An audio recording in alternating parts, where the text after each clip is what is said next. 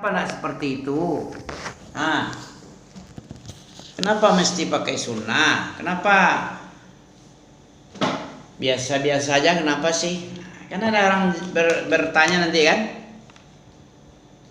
Karena kita mengikuti sunnah diperintah oleh Allah. Anjurannya kalau memang bukti, kalau memang kamu cinta kepada Allah, ikuti nabiku. Kan gitu dia Nabi kan? Surah Al-Hasyr ayat berapa?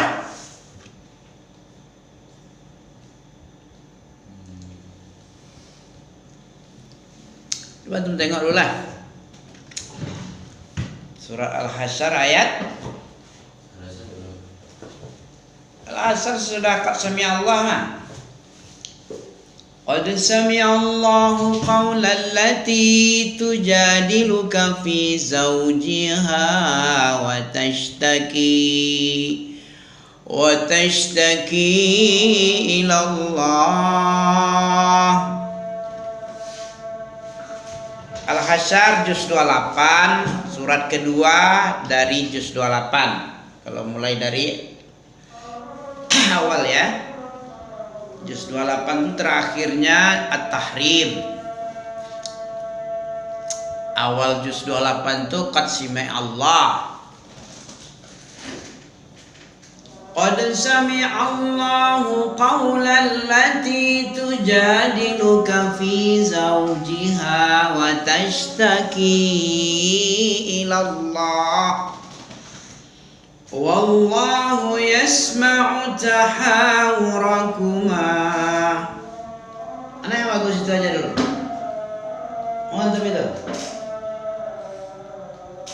Juz 28 qad sami Allah atau Al-Hasyr ayat 7 tentang apa tadi? Ayat 7 daripada surat Al-Hasyr itu tentang perintah mengikuti apa yang di perintah Rasulullah. Perintah mengikuti perintah Rasulullah. Wa ma atakumur rasul fakhuzuh.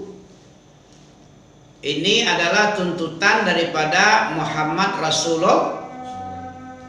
Apa tuntutan Muhammad Rasulullah itu? Ada makna di situ tuh, terkandung 4. Bukan sekedar ucapan seremonial, rutinitas.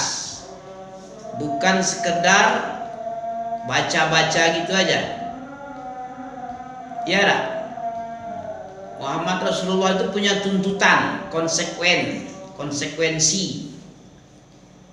Konsekuensi itu ada tuntutannya dalam kalimat itu. Bukan seperti apa yang orang awam pikirkan. Orang awam berasumsi dalam pikirannya Muhammad Rasulullah itu kan syahadatain. Syahadat kedua setelah la ilaha illallah, asyhadu an la ilaha illallah wa asyhadu anna Muhammadar Rasulullah, gerbang masuk Islam. Syaratnya mengucapkan la ilaha illallah Muhammad Rasulullah.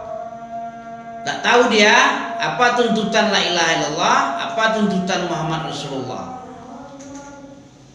Kalau sekedar baca-baca aja, untuk apa baca-baca gitu aja?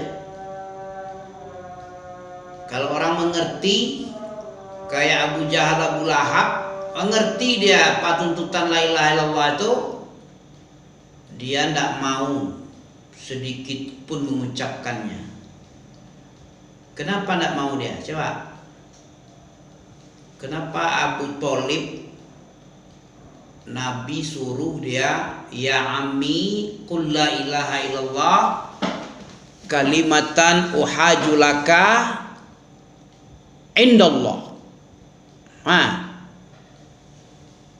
Wahai pamanku, ketika dia mau mati nih, mau mati meninggal, ya ammi kata Rasulullah, qul la ilaha illallah kalimatan uhajulak indallah.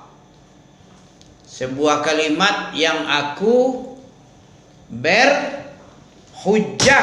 di hadapan Allah dengan kalimat la ilaha illallah itu, bahwa engkau itu mengucapkannya berarti engkau tidak kekal di neraka lagi, tidak kekal dengan azab neraka. Itu konsekuensinya, Bung. Antum kira gampang itu? La ilaha illallah itu apa?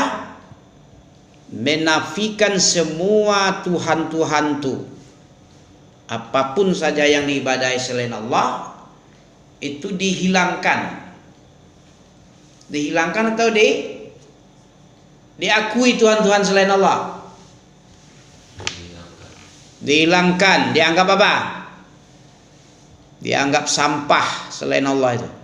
Tidak perlu dihormati Tuhan selain Allah.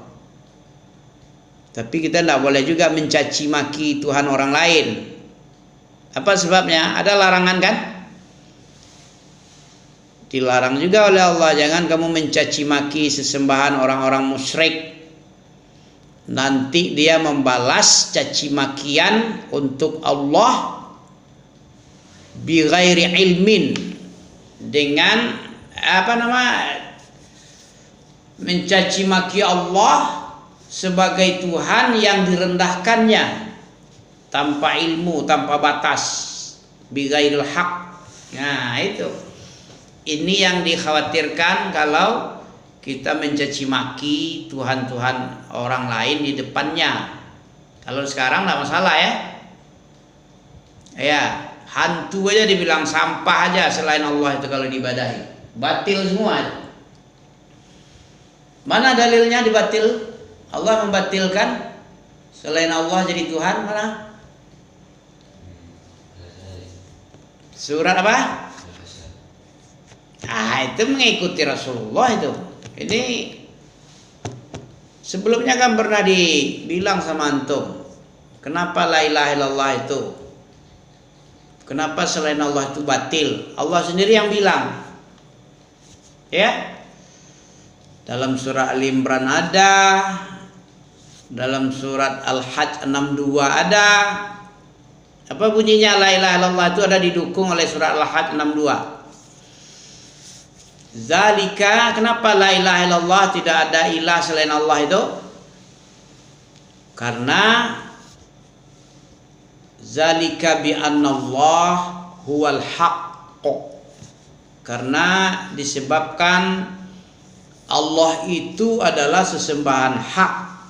Dia yang mencipta, memberi rezeki, mengatur, membalas, menyempurnakan.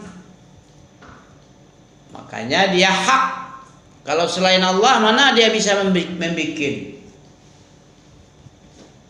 Selain Allah nggak mampu bikin langit, ngatur, membikin matahari, menerbitkan di timur, menenggelamkan di barat, teratur, tanpa terlambat, tanpa lalai. Tidak ada yang mampu. Makanya hak Allah itu sebagai ilah. Adapun Yesus dan Tuhan-Tuhan hantu yang lain, patung-patung, tidak bisa mendatangkan manfaat, tidak pula mendengar, tidak pula memberi mudarat. Kalau nggak disembah nggak apa-apa. Kami dari dulu tidak nyembah patung, tidak nyembah Tuhan yang disembah Cina, tidak nyembah Yesus yang disembah Kristen, tidak apa-apa nih, aman aja. Tapi kalau tidak menyembah Allah, nggak sholat, puyeng kami ini, tidak stabil, ya kan? Karena Allah itu mendatangkan manfaat, mendatangkan manfaat, memberi mudarat. Tidak di dunia ini. Coba antum tengok di Bali. Sekarang Bali gimana? Banjir ya? Banjir di Pakistan juga. Kalau untuk bagi orang beriman, cobaan musibah itu ujian iman, sabar apa enggak? Kalau bagi orang kafir itu azab, itu teguran. Ya, minimalnya teguran supaya dia meninggalkan. Kayak orang India itu dicampakkannya patung-patung ke lembah-lembah, ke sungai-sungai, dihancur-hancurkan. Kan gitu. Di India banyak patung-patung batu itu, termasuk di Eropa, ya, patung-patung Yesus